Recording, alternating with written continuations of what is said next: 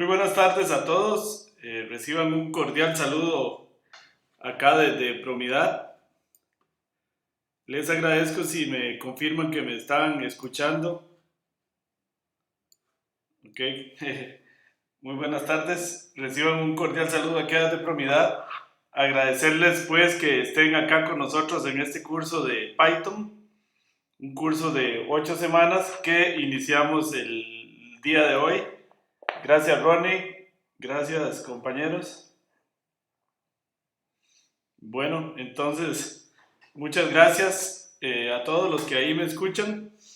Como siempre, a veces hay problemas en conexión, sobre todo con los que no tienen la experiencia en Cisco Webex, pero esperamos pronto resuelvan. Bueno, muy bien. ¿Se escucha bien? Me dice Adriana. Ok, vamos a arrimarnos acá el micrófono.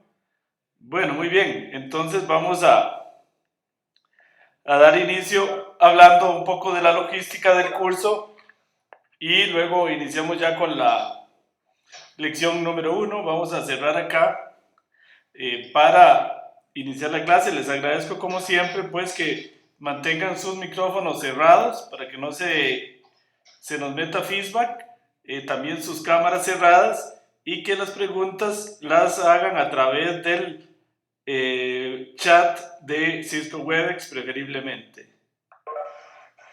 Ok, bueno, muy bien. Entonces le agradezco ahí a Blanca si puede mantener el micrófono cerrado. Se cierra poniéndolo en rojo a la derecha.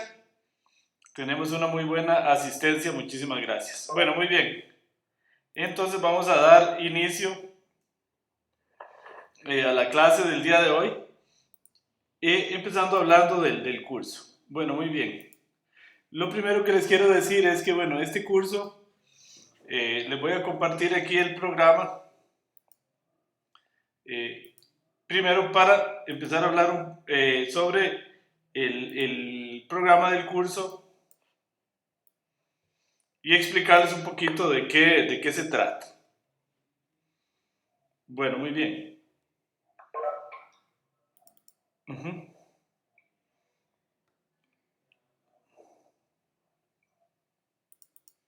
Ok, muy bien. Ahí tenemos el programa del curso. Ok. Vamos a ver aquí el chat. Ok. Muy bien, ya la mayoría están oyendo. Y entonces les voy a hablar sobre el programa del curso antes de iniciar. Bueno, este curso, como les decía, es un curso de 8 semanas que se denomina Ciencia de Datos con Python, como están viendo ahí en la pantalla, y cuyo objetivo son dos fundamentalmente. Primero, aprender el lenguaje Python, porque esto requiere, digamos, de un poco de tiempo, ¿no? El lenguaje Python no se aprende de la noche a la mañana, bueno, ningún lenguaje de programación. Entonces vamos a dedicar 4 semanas del curso a aprender Python.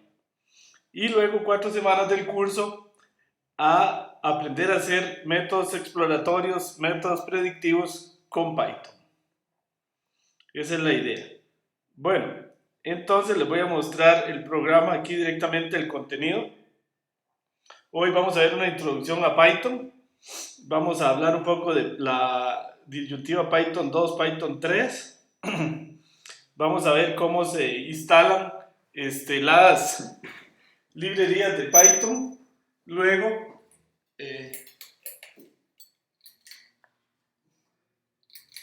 vamos a hablar un poco sobre, perdón ahí que se me está haciendo un poquito de feedback. Luego vamos a hablar sobre cómo instalar Python, cuál es la versión de Python que vamos a usar, etc. Luego vamos a empezar hoy con los elementos básicos del Python, las variables, listas, diccionarios, ciclos. Ya la próxima semana vamos a hablar de funciones en Python. Y la semana 3 y 4 vamos a hablar de cómo se hace programación orientada a objetos en Python. ¿Ok? Bueno, vamos a hablar de herencia, polimorfismo y una serie de características muy importantes de la orientación a objetos. Ya en la semana 5 vamos a empezar a hablar de Python en el análisis exploratorio, cómo usar el paquete NumPy, cómo usar pandas, matplotlib, etc. Luego, en las últimas 3 semanas vamos a hacer aprendizaje no supervisado o métodos exploratorios como K-medias, clustering jerárquico, análisis en componentes principales desde Python. Y finalmente, las últimas 2 semanas vamos a hacer análisis predictivo y validación cruzada también en Python, usando los paquetes que para esto tiene Python. Bueno, les recuerdo que, digamos, el objetivo fundamental en este curso son dos. Uno, aprender el lenguaje Python, y dos, aprender a hacer métodos exploratorios y predictivos en Python. No nos vamos a enfocar tanto en explicar los métodos predictivos y exploratorios porque suponemos que los estudiantes ya los conocen. Los vamos a recordar rápidamente, pero no dedicarles tanto tiempo como hacemos en el programa experto porque duraríamos otra vez un año. Entonces, para aquellos que no conocen los métodos exploratorios o predictivos, no se preocupen, ahí les vamos a ir recomendando videos de nuestros propios cursos para que puedan repasar estos métodos si no los conocen. Esa es un poco la idea. Bueno, muy bien. Entonces, agradecerles estar acá en el curso. Bueno, ¿cuál es la evaluación del curso? Por acá no la tengo. La evaluación, les explico rápidamente, son 8 tareas. Entonces voy a escribirlo aquí. El curso se evalúa con 8 tareas y la nota final es el promedio de esas 8 tareas. Ok, aquellos que ganen más de 67.5, usamos el redondeo que usa la UCR, la Universidad de Costa Rica, pasan el curso y les estaremos dando un certificado de aprobación del curso. Entonces tienen que tener un promedio que en ese caso les aparecería en la nota un 70, un promedio mayor o igual a 67.5 en las 8 tareas para aprobar el curso. Las tareas se deben entregar en el aula virtual del curso y van perdiendo 10 puntos por día de atraso en el curso. Les voy a mostrar muy rápidamente para aquellos que no son de Promidad este detalle y arrancamos ya con el curso. Ok. Entonces, ustedes entran al aula virtual, como espero tal vez ya lo hayan hecho, se loguean. Esto sobre todo para aquellos que no han sido alumnos nuestros, se loguean en el aula virtual y buscan el curso de Ciencia de Datos con Python. Aquellos que han sido alumnos nuestros les van a aparecer más cursos. Yo tengo aquí cualquier cantidad de cursos. Entonces el curso de Ciencia de Datos con Python, se loguean ahí y ya les va a aparecer, como están viendo ahí en pantalla, los materiales de la primera semana. Acá, para los que son nuevos con nosotros, hay un foro de ayuda que vamos a atender el profesor Andrés Navarro y mi persona. Dicho sea de paso, en este curso somos 2 profesores, Andrés Navarro y mi persona. Vamos a estar atendiendo el foro todos los días de la semana, incluso fines de semana. Aunque un poco de menor frecuencia fin de semana, pero acá pueden entrar y subir dudas, consultas, y acá les vamos a estar ayudando. Muy importante el foro, no lo dejen de usar, sobre todo esto para aquellos que nunca han estado en Promidad. Luego, bueno, acá están todos los materiales que vamos a ver el día de hoy. Acá está el enunciado de la primera tarea y acá ustedes le dan clic y ahí les va a aparecer un link donde pueden subir la tarea. A mí no me aparece porque yo estoy logueado como profesor,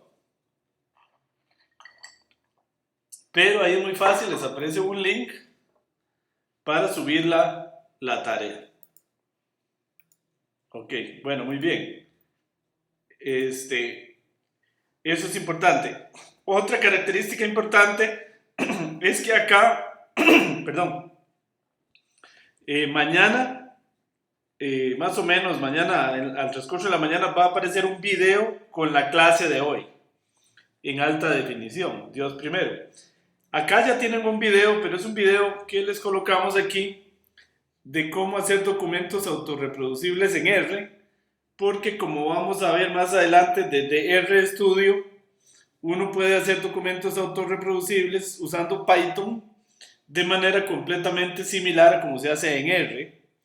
Entonces, como queremos entregar las tareas preferiblemente en documentos autorreproducibles tipo R, entonces ahí viene un video en el que se explica cómo se hace, con bastante detalle.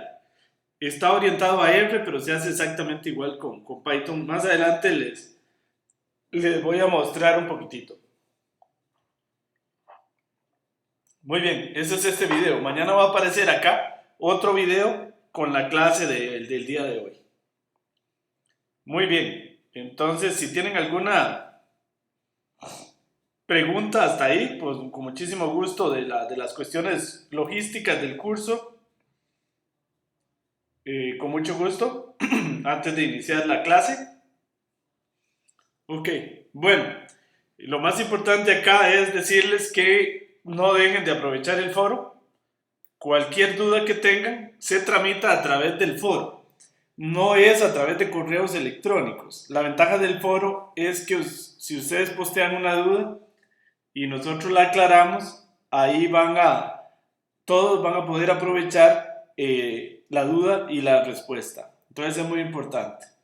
Mínimo, aunque no posteen nada, pues es bueno que estén viendo, porque la comunicación del curso, cualquier cambio en un enunciado de la tarea, cualquier información, la hacemos a través del foro.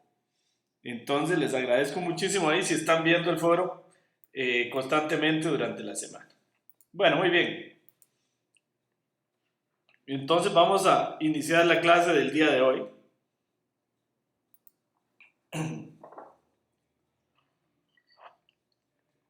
Y cualquier duda, con muchísimo gusto, como les decía, por favor ahí a través del foro y en este momento a través del chat de Cisco Webex. Bueno, vamos a empezar a hablar de Python, su historia y su actualidad, y luego vamos a empezar a ver el tema del instalador y los primeros elementos del lenguaje Python. Python definitivamente se ha convertido en uno de los lenguajes más populares del mundo. De hecho, en la mayoría de los rankings de internet, por ejemplo este que están viendo en pantalla, Python ya es el lenguaje más utilizado en el mundo. Seguido de C, Java, C++, C# y como lenguaje número 6 el R. Esto en términos generales de lenguajes. Python definitivamente ya es, y de ahí la importancia de aprender Python, uno de los lenguajes más utilizados en el mundo. Compitiendo el primer lugar siempre ahí con C, Java y C++. Dependiendo del ranking aparece de segundo, tercero, pero lo cierto es que está ahí entre los 3 primeros. Entonces es sumamente importante aprender Java, que es un lenguaje más de propósito general que R. Entonces, bueno, con eso que les estoy diciendo, ¿cuál es el lenguaje que yo debería usar, R o Python? De hecho, todo nuestro lenguaje, nuestro curso de método experto en minería de datos es en R y no en Python. Y entonces, en esta guerra de la ciencia de datos, ¿cuál es el lenguaje que yo debería privilegiar? ¿Cuál debería aprender? Entonces, vamos a hablar brevemente de eso. Ya en el mundo del análisis de datos, de la minería de datos, el lenguaje más utilizado hoy por hoy es R, no es Python. ¿Okay? Python aparece por ahí como tercer lenguaje en el análisis de datos. Entonces, eso es muy interesante. En términos generales, Python es el lenguaje más utilizado, pero ya en lo que es estadística, análisis de datos, minería de datos, el lenguaje más utilizado es más bien R. Eso es un dato interesante. Hay muchísimos proyectos, y esto de acá a la derecha me gusta muchísimo, que usan R y Python combinados, que para mí es una de las soluciones ideales. Ahora vamos a ver entonces, bueno, ¿por cuál me decido? ¿Por qué Python? ¿Por qué R? ¿Por qué los dos? Esa es una pregunta muy, muy interesante. Y bueno, voy a ver que por ahí vi una pregunta en el chat. Me dice, ¿por qué R bajó de puesto? No, R no ha bajado de puesto. Que me pregunta por ahí Franco. R sigue siendo el lenguaje más utilizado en los temas de análisis de datos.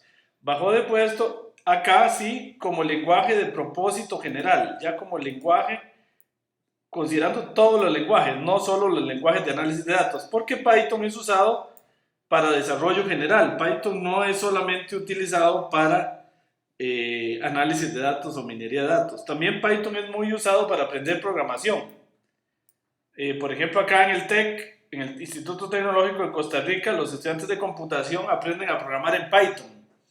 Ya no aprenden en Java ni en C como se hacía antes, sino que aprenden en Python. Entonces de ahí que Python es un lenguaje muy utilizado en términos generales. Para análisis de datos sigue siendo el lenguaje más utilizado R. Espero que eso le aclare ahí la duda. Franco, muy buena pregunta, muchas gracias. Entonces, bueno, ¿cuál es la diferencia? ¿En cuál me quedo? R, como estamos viendo ahí en pantalla, es un lenguaje enfocado al análisis de datos. R es un lenguaje hecho para hacer análisis de datos, para hacer minería de datos, para hacer visualización de datos. Como bien lo dice John Chambers, el creador de R, que alguna vez lo escuché decir, R es un lenguaje creado por un estadístico para hacer estadística. Es decir, R, el propósito es absolutamente claro. Es para hacer estadística, para hacer análisis de datos, para hacer minería de datos. Ese es el propósito de R. Digamos casi exclusivamente. No es R un lenguaje para hacer páginas web, no es un lenguaje R para desarrollar interfaces ni cosas de ese tipo, para nada. R es un lenguaje para hacer análisis de datos. Les agradezco ahí si me mantienen el ok, ya. Ahí les agradezco a los técnicos si me están silenciando, por favor. En cambio, Python es un lenguaje de propósito general. Python es un lenguaje de tipo Java o tipo C++, que es enfocado más bien a la reutilización de código y a la programación orientada a objetos. Entonces, Python es un lenguaje mucho más amplio que R, en el sentido de que permite incluso programación por objetos. Bueno, R también, aunque no fue diseñado para eso. Python es un lenguaje orientado a objetos que permite una fácil integración a los sistemas de la organización. Entonces, esto es clave acá. Si yo estoy haciendo un sistema de análisis de minería de datos que quiero de alguna manera integrar más fácilmente y realmente integrar a los sistemas de una organización, es mejor estar en Python. Si yo lo que estoy haciendo es exclusivamente minería de datos, análisis de datos, modelos que no exactamente quiero ligar directamente a los sistemas, es mejor estar en R. Ahora, yo puedo ligar los sistemas hechos en R con los sistemas, básicamente ahora hay muchas interfaces o a través de los datos. Pero si yo quiero ligar más directamente mis sistemas de análisis de datos a los sistemas de la organización, Python es la opción. Ahora, también se puede combinar, que es lo que presentaba en esta filmina, que es hacer ciertos análisis de datos en R, y como ahora vamos a ver, en RStudio, por ejemplo, es sumamente fácil tener pedazos de código, trozos de código en R y trozos de código en Python. Eso es realmente una maravilla. Bueno, muy bien, vamos a ver si tengo alguna pregunta en el chat. Me dice Google y Facebook, Amazon, ¿qué usan? ¿R o Python? La mayoría usan las dos cosas, Wilmer. Como usted pregunta, en Google se usa enormemente R, pero también se usa Python. Y se usan mezclados. Me atrevo a asegurar, por ejemplo, Google y Amazon, no estoy seguro Facebook, pero casi le aseguro que todos usan los dos lenguajes. Okay. R se usa más cuando realmente se están empezando a analizar datos, cuando se están analizando datos. Y Python en sistemas que integran más ese análisis de datos ya en plataformas de la organización. Pero sí, los dos se usan. ¿Qué aporta Python a la minería de datos? Los dos motivos principales que han generado un creciente uso de Python para el análisis de datos son los siguientes. Sí, porque esto es muy curioso. ¿Por qué se empieza a usar Python en minería de datos? Cuando Python no fue creado para hacer minería de datos como sí fue creado R. Bueno, resulta que numerosas bibliotecas han sido creadas con la finalidad de hacer análisis de datos, como NumPy, Pandas, etc., Matplotlib, que implementan una gran cantidad de algoritmos de Machine Learning. De hecho, en los cursos de Machine Learning propiamente se usa más Python que R, y en los cursos de minería de datos generalmente se usa más R que Python. Eso es interesante. Es decir, cuando estoy más preocupado por el algoritmo que por la interpretación, muchas veces se privilegia Python. Cuando lo que quiero es más usar los algoritmos y hacer interpretación y hacer análisis de datos, se privilegia más R. Bueno, entonces la integración de Python con plataformas como Hadoop y Pentaho, que es lo que hace Google, también han hecho muy popular a Python en el tema de análisis y minería de datos. Bueno, muy bien. Vamos a ver, por ahí tengo alguna pregunta. Me dice Franco Condori, profesor, ¿a qué se refiere con que Python se puede integrar a un sistema de la organización y R no? Ok, no es tan estricto así como lo dije. Sí, digamos que usted quiere una integración directa entre R y los sistemas web, por ejemplo, y las páginas web de un sistema, de una organización. Para que, por ejemplo, en la página web entren datos que están dando los usuarios, como en Google, cuando uno pone una búsqueda y se va directamente a un motor de búsqueda desarrollado en Python. Esas integraciones son mucho más simples y directas en Python que en R. Ok, generalmente cuando eso se hace en R hay que hacerlo a través de la base de datos. Es decir, que R calcula cosas y las deja en la base de datos y los sistemas la toman de la base de datos. No hay una integración realmente directa del sistema vía código a los análisis. Esto en R. En Python es más fácil hacerlo. En R también se puede, no es que no se pueda, pero no fue hecho para eso, entonces es más difícil. ¿Ok? A eso es lo que me refiero, Franco. Espero ahí me haya captado. ¿Ok? Por eso, de hecho, Python es un lenguaje que requiere más tiempo de aprender que R. Y ahí viene entonces otro detalle. La curva de aprendizaje de Python es mayor que la de R. Ok, se toma más tiempo aprender bien Python que aprender bien R. Ok, entonces, por eso también muchas veces para los no informáticos, es más fácil aprender R que aprender Python. Ok, eso es interesante, vuelvo y lo repito. La curva de aprendizaje en general de Python es mayor que la de R. Ok, eso también podría gente pelearme, sobre todo los muy aficionados a Python. Pero en mi opinión es así. Muy bien, muy bien.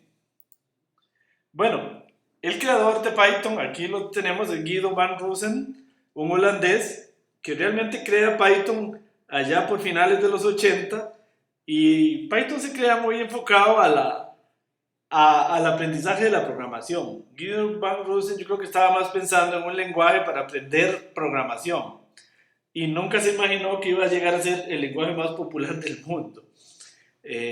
Y precisamente es curioso, ¿verdad? La gente va aprendiendo a programar en Python en las universidades y termina queriendo usar Python en todo su trabajo y por eso Python se ha popularizado tanto.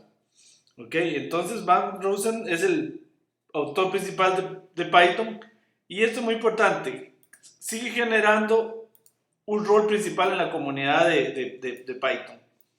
A Python no se le hace un cambio si este señor no lo autoriza. Es como el John Chambers de R, más todavía, porque él tiene eso como un monopolio, es casi un dictador. Le dicen que es un dictador en Python, porque a Python nadie le hace un cambio si Van Rossum no lo acepta. ¿Ok?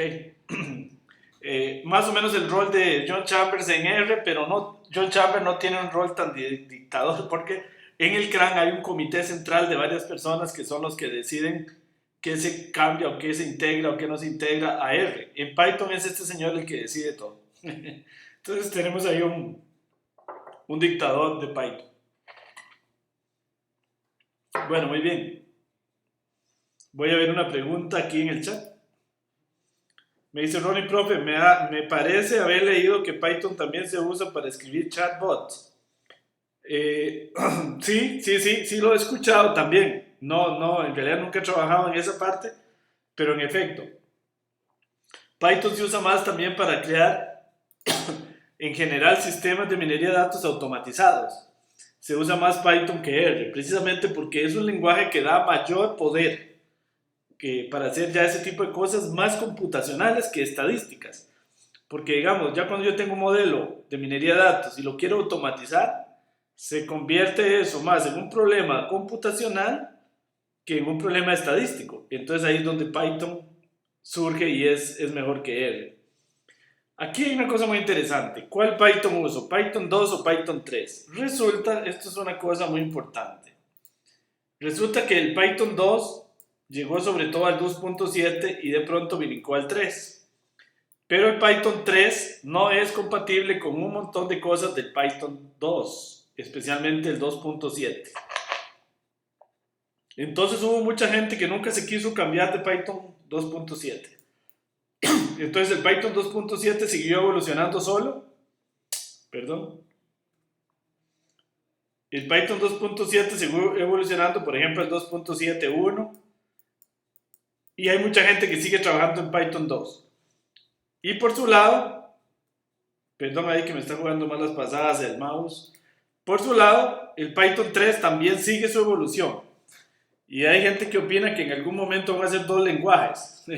Porque es como que el latín se partió en un momento en el italiano, en el español y en el portugués. Al principio se parecían más y cada vez se fueron separando y separando hasta que llegaron a ser idiomas distintos.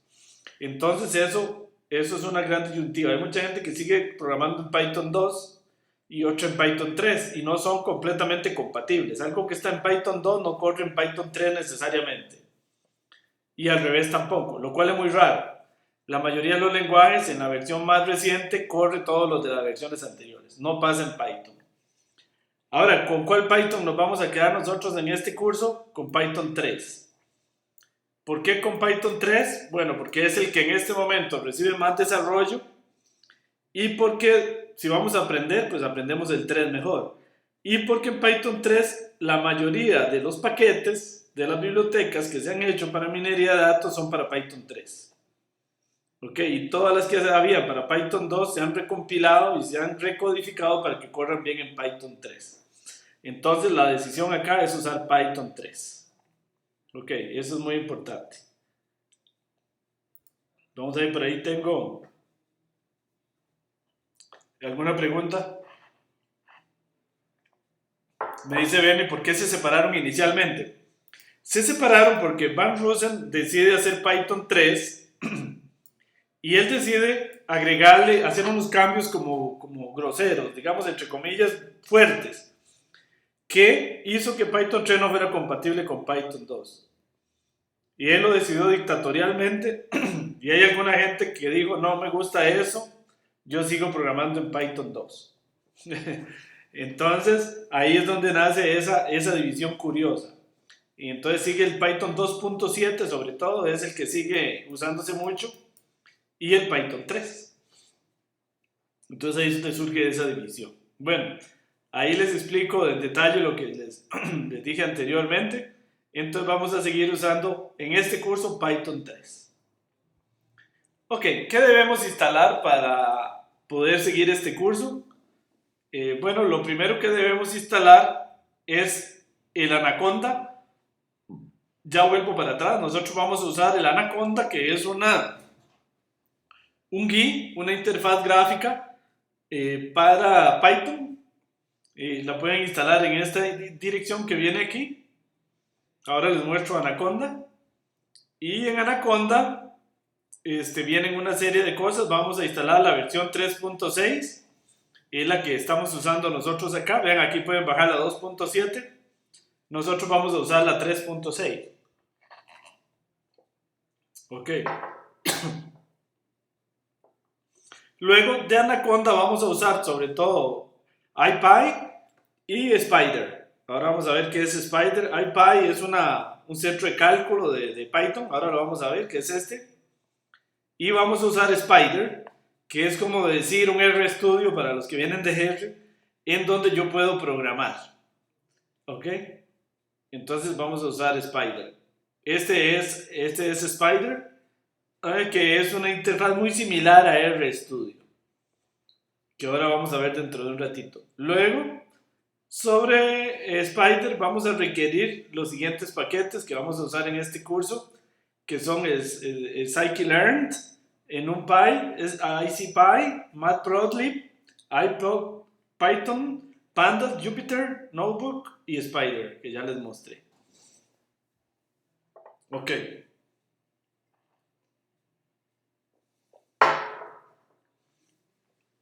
Bueno, muy bien. Si tienen alguna pregunta hasta ahí, con mucho gusto. Bueno, ujú. Me dice Franco, los cálculos matemáticos y estadísticos realizados en R y en ambos Python deben ser las mismas, no hay posibilidad de que varíen. Lo pregunto por el dictador. Bueno, no entiendo muy bien la pregunta, aunque digamos, todo eso, la parte de cálculo matemático y estadístico es muy estable y varían muy poco. De ahí la importancia de que haya un dictador o un comité central que decida esos cambios para no estar haciendo cambios abruptos en el lenguaje. Si le entiendo bien, Franco. Me dice Franco, especialmente con los resultados de interpretación de modelos. No, es muy poca la variación que se da, por suerte. Ok, muy bien. Bueno, entonces, ahí está. Vamos a ir acá a mostrarles directamente Anaconda. Yo tengo ahí Anaconda Navigator, como ustedes están viendo, en mi dock de la Mac. En Windows les va a aparecer ahí en instalación. Es muy fácil de utilizar, funciona muy bien en Linux, en Mac y en Windows. Casi no he encontrado diferencias mayores en los programas. Nosotros usamos la versión Mac acá en Promidad. Ok, bueno, entonces si cargamos el Anaconda Navigator, ahí lo tenemos. Lo voy a cerrar porque me está saliendo con la pantalla un poquito más grande porque ahora lo tenía conectado en una pantalla más grande. Para la transmisión acá usamos una pantalla más pequeña. Entonces ahí está inicializando el Anaconda. Y entonces, como pueden ver, ahí tenemos el IPy, que lo vamos a usar más adelante, y el Spider. El Spider es un IDE o un GUI para escribir programas en Python.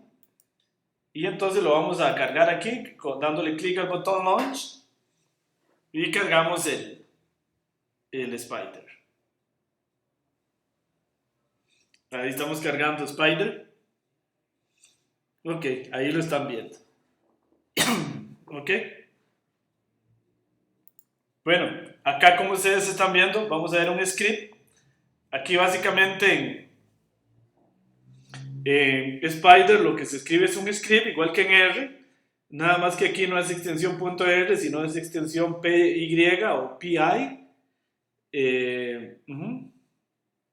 py, y aquí escribimos el script. Luego aquí vemos un explorador de archivos, la ayuda, el explorador de variables, y acá está la consola.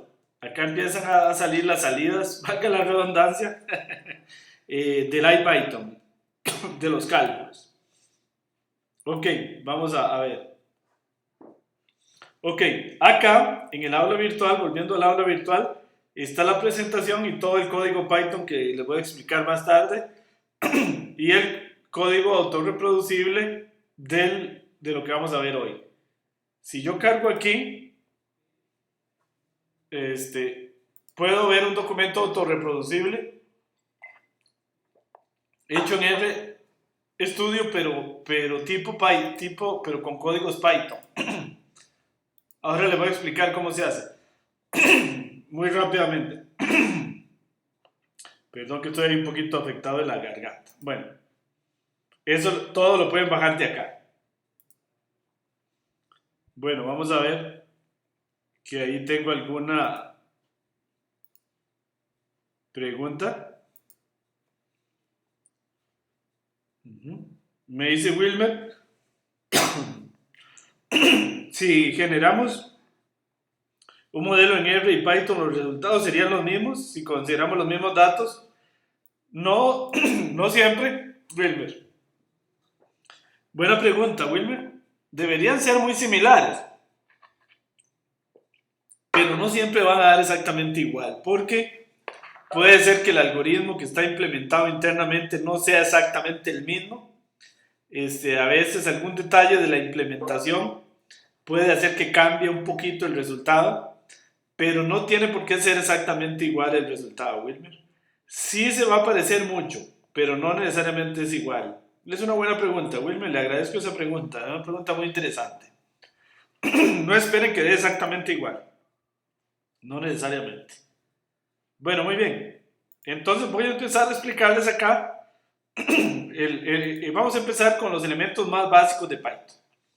Bueno, lo primero es que si yo quiero hacer un script de Python, pues le doy aquí un nuevo script y ahí puedo empezar a escribir. Me le pone dónde está, me le pone la fecha y el autor, en este caso es este servidor, y aquí yo puedo empezar a escribir código Python como 2 más 3 o 2 más 3 y darle acá run y me dice 2 más 3 es 5 igual que en R, acá en la ventana de salidas.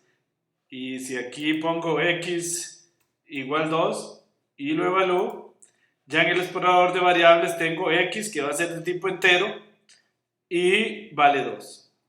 Es interesante cómo Python es un lenguaje débilmente tipificado, pero no tanto como R. R es más débilmente tipificado que Python, porque observen que aquí donde puse y igual 2.2 me dice que y es un flotante y x me dijo que era un entero. Entonces, aun cuando en Python yo no tengo que decir los tipos, es un lenguaje débilmente tipificado, en el fondo él lo tipea.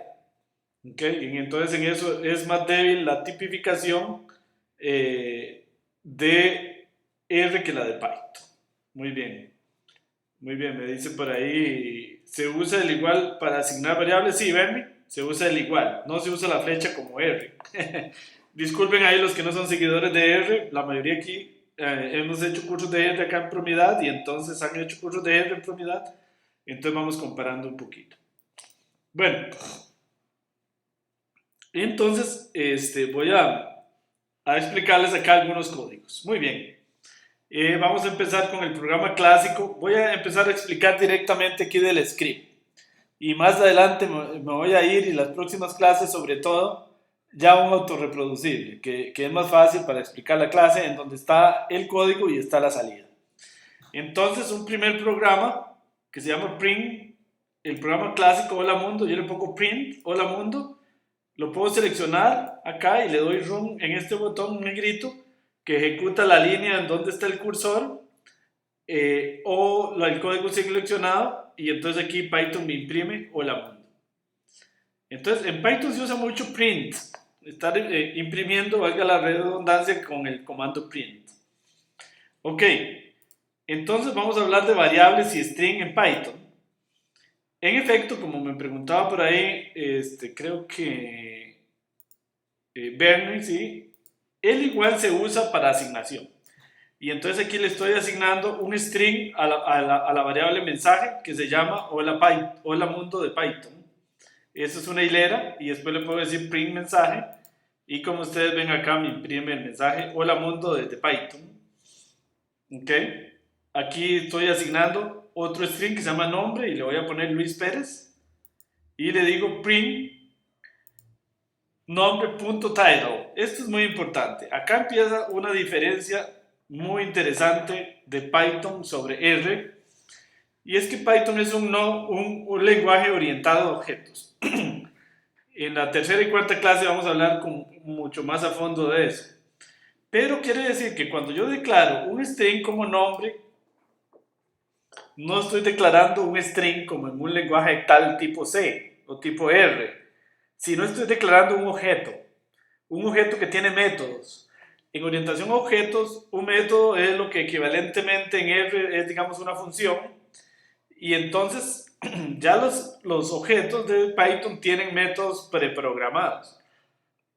Un método muy conocido es title o título. Entonces acá lo que yo estoy haciendo es invocando un método o una función, digámosle, que se llama título, que pertenece a la clase string.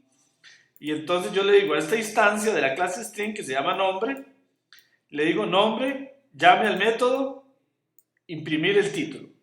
¿Ok? Entonces en realidad el nombre está almacenado en una clase que se llama string, que tiene un atributo que se llama, tiene un método que se llama title o título, y entonces se invoca a través del punto. El punto acá en Python es similar al dólar en R. Entonces en Python se usa como en la mayoría de lenguajes el punto. diferentemente que en R se usaba dólar. Ok, bueno, por ejemplo acá yo declaro nombre Luis Pérez y voy a invocar otros métodos. Ven, por ejemplo, el método upper lo que hace es convertir el string a mayúsculas. Lower lo que hace es convertir el string a minúsculas. Entonces ahí lo que estoy es invocando el método upper que pertenece a la clase string y el método lower que pertenece a la clase string. Entonces vean lo que hace. Ahí está, lo convierte, como ven aquí abajo, todo a mayúscula y acá lo vuelve a convertir a minúscula. Entonces, esto se les va a ir aclarando un poquito más adelante, pero en Python todos son objetos. Entonces, todas las funciones se van a invocar desde el punto de vista nombre del objeto, nombre del que llama, punto, la función, que le vamos a empezar a decir método, que es como se dice en orientación a objetos. Okay, que es un poquito más general que una función, como vamos a ver más adelante. Bueno, hay una serie de operadores que acá pueden usarse sobre string. Por ejemplo, declaro nombre como Luis, apellido como Pérez, y declaro nombre completo. Y entonces aquí le digo a este string, súmele un espacio en blanco y súmele apellido, y después lo puedo imprimir acá. Entonces le digo hola, y le sumo nombre completo, punto title, ¿eh? Eso me retorna el string Luis Pérez. Y le sumo el signo de admiración. Y entonces lo imprimo y ahí está. Hola Luis Pérez. Ok, observen acá un detalle. El estándar de Python es diferente al de R en el de la declaración de nombres de variables y funciones. Todo, digamos, un programador bueno de Python todo lo pone en minúscula. Y usa como separador el underscore, el guión bajo. Y no, como en R no podría usar punto, porque ven que si le pongo punto, de hecho él cree que yo voy a invocar un método de la clase string, que son todos estos. Los métodos que yo podría invocar, todos esos son métodos ya preprogramados para los strings. Entonces no se puede usar como separador. Lo que pasa es que en R aquí sería un dólar. ¿Ok? Entonces aquí no tiene sentido un dólar. Entonces se usa guión bajo. Ok, muy bien, muy bien. No sé si tienen alguna preguntilla, vamos a ir avanzando ya más rápido. ¿Python es sensible a mayúsculas y minúsculas? Sí, sí es sensible a mayúsculas y minúsculas.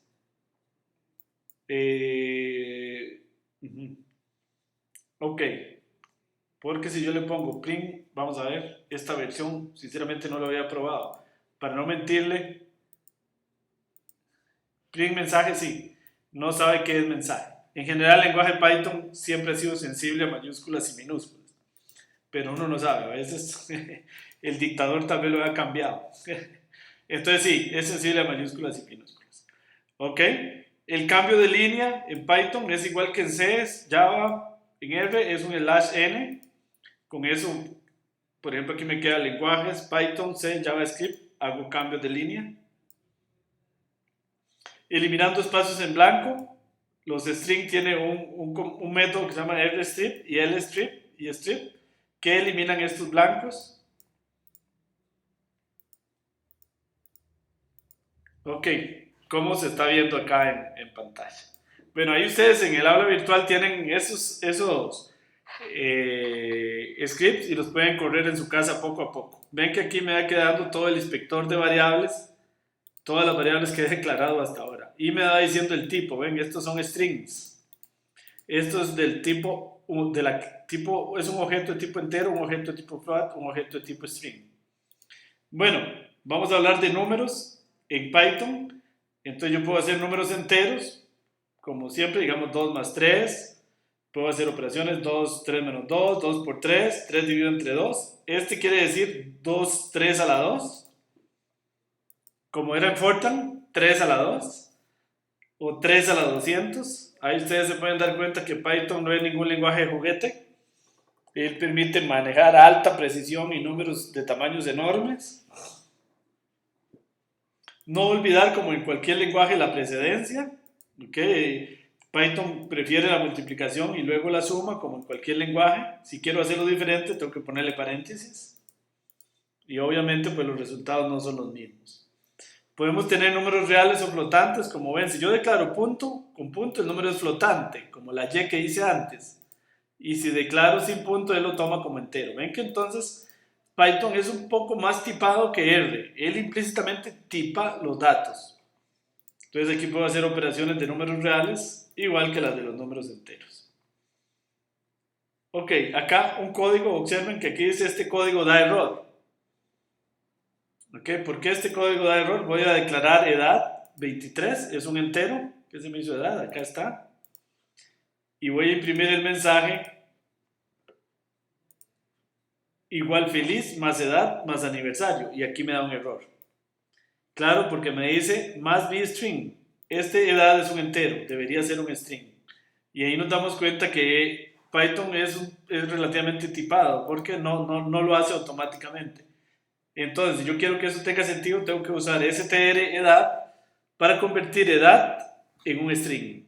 Entonces nos damos cuenta que realmente Python es un poco más tipificado que R. Ok, bueno, entonces decirles ahí a todos los que están conectados, que son un montón de gente, que bueno, entonces estamos empezando con Python desde abajo. Para los que ya saben Python, les podría resultar muy elemental, pero tenemos que empezar desde cero, como si no supieran absolutamente nada. Y nos vamos a ir elevando muy rápido, eso sí, y dentro de 3 semanas ya vamos a estar hablando de programación por objetos. Ok, entonces para que no se desesperen, porque muchas veces tenemos el siguiente problema, es los que no saben programar del todo nada dicen que es muy difícil. Y los que ya saben programar en Python o en R a veces nos dicen que es demasiado fácil. Entonces es difícil quedarle bien a todos. Pero van a ver que empezamos fácil, pero se va elevando muy rápido. Y en 3 semanas estamos programando por objetos en Python. Muy bien, me dice, ¿Python es sensible? Ok, no tengo preguntas. Bueno, aquí esto es muy importante. ¿Cómo se carga una biblioteca o paquete en Python? Acá se hace con el comando import. Ese es equivalente a R en un library. Así importo un paquete en R. Entonces le digo, impórteme mat, pero en Python se usa mucho esto, que es como ponerle un apodo. Entonces yo le pongo un apodo, mt es un apodo. Y entonces eso se usa para simplificar el nombre del paquete, simplemente para hacerlo más corto. Entonces yo aquí le pongo, por ejemplo, print mt.pi, ese sería el número pi que pertenece a la biblioteca mat. ¿Ok? Y le pongo mt porque le puse este alias. ¿Ok? Entonces ahí cargo el paquete y le digo print mat.pi y aquí está pi. ¿Ok? Si yo le hubiera puesto otro alias mtx, entonces aquí le tengo que poner mt, ahí me está dando warnings, le pongo mtx y ahí está pi. Ok, pero voy a dejarlo como mt porque así lo sigo usando más abajo. Ok, bueno, muy bien. No sé si les queda claro ese tema del alias. Ok. Me dice, profe, con el ejemplo del apellido, ¿qué diferencia hay en que ponga solo apellido o ponga apellido.title? Es que apellido, buena pregunta, Ronnie, apellido, todo imprime todo el objeto. Y podría ser que apellido tenga más cosas. Y con apellido.title imprime solo uno de los atributos del objeto, que es el título. Esto le va a quedar claro, Ronnie, más claro a partir de la clase 3. ¿A qué me estoy refiriendo con un atributo y a qué me estoy refiriendo con todo el objeto? Entonces, bueno, pero por ahora le puedo decir que cuando usted imprime apellido, print apellido, imprime todo el objeto y podría ser que tenga más atributos. Cuando le digo print apellido.title, imprimo el atributo título del objeto apellido. Ok, ahí se nos va a ir aclarando. Bueno, entonces acá puedo declarar x igual 3, y igual 3, e imprimo una función. Esta función pertenecería a la biblioteca mt, que es SQR, raíz cuadrada. Entonces imprimo ahí. El print es solo para que me esté dando la salida. Ok, eso para que me salga aquí. Si no, no me sale. Como en R que sale directo. Entonces, si yo le doy ahí, entonces aquí ven, me sale la impresión del resultado. Si no, no me sale. Por eso es que se le pone mucho print. Ok, bueno, entonces aquí, por ejemplo, esto es pi por 2 a la 3 menos raíz cuadrada de 4. Lo dejo en un atributo res y lo imprimo. Ok, ya nos vamos a empezar a elevar un poquito. Vamos a hablar de listas.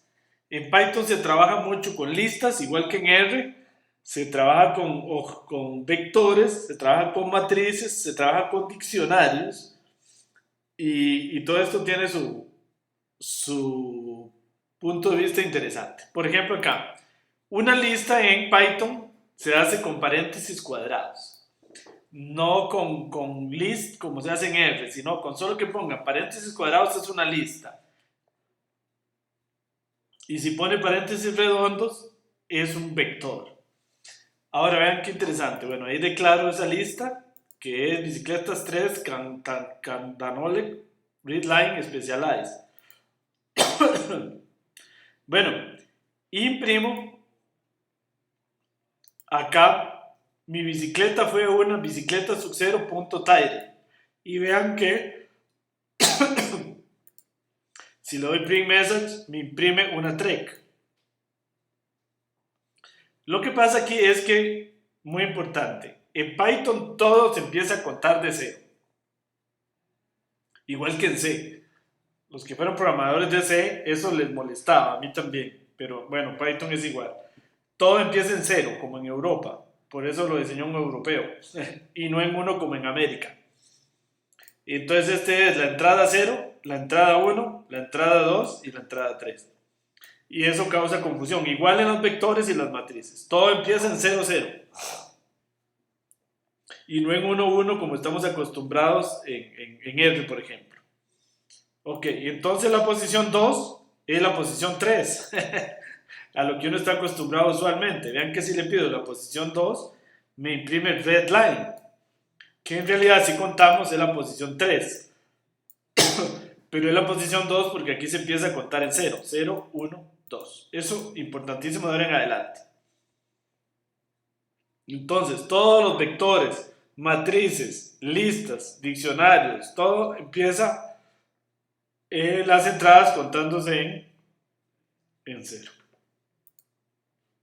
Vamos a ver una pregunta. Me dice Franco, ¿en Python hay alguna forma de ver qué funciones, como se hace R? Sí, sí, más adelante vamos a ir viendo. No tan fácil, pero sí se puede. ¿Ok? ¿Existe alguna diferencia entre la doble comilla y la comilla sencilla? No, en efecto es lo mismo. Adrián, gracias. Esta pregunta va para ambos lenguajes. En una rutina larga se van creando variables que en el momento se deben liberar de la memoria para evitar llenarlas como se descarga un objeto en memoria. Bueno, en R era usando ls. Y entonces uno puede liberar toda la memoria y también uno lo podía hacer desde el mismo RStudio. En Python hay una función similar a ls que en este momento no le recuerdo ¿cómo que? Verne, pero luego se las voy a decir en el foro. ¿Sí? Para liberar todo esto que estamos viendo aquí y volverlo a dejar en 0. En 0 me refiero a que ya no hayan variables en memoria. Porque que dice que me preguntan, eso Python es un lenguaje relativamente persistente, es decir, igual que R, toda variable que voy creando ahí va quedando. Ok. Bueno, vamos a modificar una lista, digamos aquí tenemos una lista. ¿Cómo se modifica? Yo le puedo decir a la entrada 0 de la lista que es Honda, cámbiala por Ducati, y ahora mi lista en la entrada 0 tiene a Ducati y no a Honda. Ok. Puedo agregar una entrada con el comando append. Vean que estos son métodos de una clase motocicleta de una instancia motocicleta que es una instancia de la clase lista. Entonces yo le digo append y eso lo que me hace es agregarle al final un campo que se llama Ducati. Eso se hace con una función .append. Una lista vacía se hace con corchetes nada más. Entonces yo le puedo ir metiendo elementos con append. ¿Ven? Eso viene de lenguajes para los que son más computines como, voy a irme aquí un poquito para arriba, viene de lenguajes como Scheme, y los lenguajes funcionales eran los que usaban append, prepend y todo eso. Yo puedo insertar en una lista en una posición dada, por ejemplo puedo insertar en la posición 0 con el comando insert, o puedo insertar en la posición que yo quiera. Ok, puedo borrar elementos de una lista con el comando del de delete y ahí vuelvo a la posición 0, entonces ya no tiene onda. Lo único que quiero aquí, acuérdense que todo empieza en 0. Puedo luego borrar la posición 1, por ejemplo, y ya no está entonces Yamaha, ¿ven? Que era la posición 1. El comando eliminar el último elemento también está, yo puedo decirle aquí pop y me saca el último elemento de la lista. Y entonces me deja la lista sin el último elemento. ¿Ok? Puedo eliminar con pop 0, entonces saco el elemento 0 de la lista, que ya vemos que es onda, lo puedo hacer con pop 0. Entonces me saca la posición 0, es otra manera de hacerlo. Acá vamos a correr un poquitito esto. Ahí tengo otra lista. Son ejemplos de listas. Muy cara, entonces le voy a asignar a muy cara Ducati. Voy a remover de la lista muy cara, entonces me elimina de esta lista Ducati, como ustedes están viendo ahí si la imprimo. Y entonces vean, me dice aquí puedo imprimir una más muy cara .title es una motocicleta para mí. Entonces me imprime una Ducati, es una motocicleta muy cara para mí. Bueno, hay una serie de operaciones con listas. Ustedes pueden estar pensando por qué insisten listas. Van a ver que listas es una manera de crear data frames. ¿Ok? De crear variables categóricas como en R. Como hacer un factor, hay que usar o listas o usar diccionarios para crear un factor. Es análogo a un factor en R. En el sentido de crear variables, como vamos a ver un poquito más adelante. Carros, entonces le digo carros.sort, entonces aquí extrae un método que pertenece a carros y aquí los ordena. Entonces aquí ven que si yo le hago carros, punto, él me tira todos los métodos que pertenecen a la clase lista, porque carros es una instancia del método de la clase lista. Entonces aquí me salen todos. Ok. Los que no saben programación por objeto no se preocupen. Si no entienden el término instancia, el término objeto, clase, en la tercera clase los vamos a ir explicando con más detalle. Acá lo importante por ahora que entiendan es esto que explico en el comentario. Dice, nota, en un lenguaje funcional como R, yo haría sort carros para ordenar un vector o una lista. Yo le paso el atributo al método o a la función. Si ustedes recuerdan, se hace así, sort, digamos, carros. En un lenguaje orientado a objetos, como Python, se hace carros.sort. Esto sería equivalente a sort carros en R. ¿Por qué? Porque carros es un objeto, una instancia de la clase lista, un objeto tipo lista, y estoy invocando el método que se llama sort. Entonces esto es lo que se llama un mensaje. Le envía el mensaje sort al objeto carros. Y eso es equivalente a un lenguaje funcional como R, hacer sort carros. Esto es un lenguaje orientado a objetos, esto es un lenguaje funcional. A los que son de R y nunca habían programado por objetos les puede parecer esto un poco raro. A los que hemos programado en Java o en C++ o en Smalltalk o en ese tipo de lenguajes orientados a objetos, eso nos parece normal. Pero bueno, ahí van, esto lo vamos a ir aclarando mucho en la tercera clase. Por ahora quiero que les vaya quedando la idea de que estamos en un lenguaje orientado a objetos y las funciones se invocan así. el atributo, lo que yo quiero hacer, y le paso el mensaje o el método. Y así era como se hacía en un lenguaje como R. Ok, no sé si eso los enreda un poquitito, pero es muy importante esa parte que la vayan madurando, como dicen.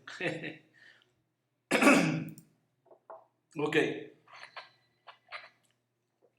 entonces vean, por ejemplo, yo puedo hacer carro sort reverse y entonces me lo ordena en orden inverso. Entonces, esta instrucción lo que hace es al objeto carros de la clase lista de R le pasa el método sort para que lo ordene con un atributo reverse inicializado en true. Si quisiéramos hacer eso en R sería así: sort carros, reverse en true. Los dos serían parámetros. Aquí este es un método y este es un parámetro. Entonces ahí hay una ligera confusión que de aquí a la clase 3 se nos va a ir aclarando completamente. Por eso es muy importante aprender Python bien y aprender Python orientado a objetos. Yo he visto cursos de Python muy light, en donde nada de eso se ve a fondo y después nadie entiende nada, porque no se ha estudiado bien realmente la estructura del lenguaje Python, que sí la vamos a hacer aquí en este curso. Bueno, vamos a empezar a ver ya ciclos for y nos vamos metiendo en la programación. Me dice Bernie, Diego, perdón, ¿se puede manejar matrices 3x3? Sí, claro.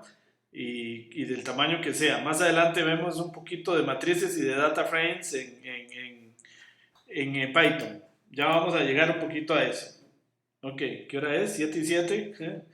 Vamos a acelerar un poco. Bueno, aquí tengo una lista magos que tiene Alice, David y Carolina. Y yo le puedo decir for m en magos, punto. Aquí va 2 puntos. Print magos. Entonces yo marco todo esto y lo doy run. Muy importante, en Python es un lenguaje muy bonito. No se usan llaves como en R o en C o en Java. Lo que se usa es indentación. ¿Qué pertenece a este for? Todo lo que esté indentado aquí.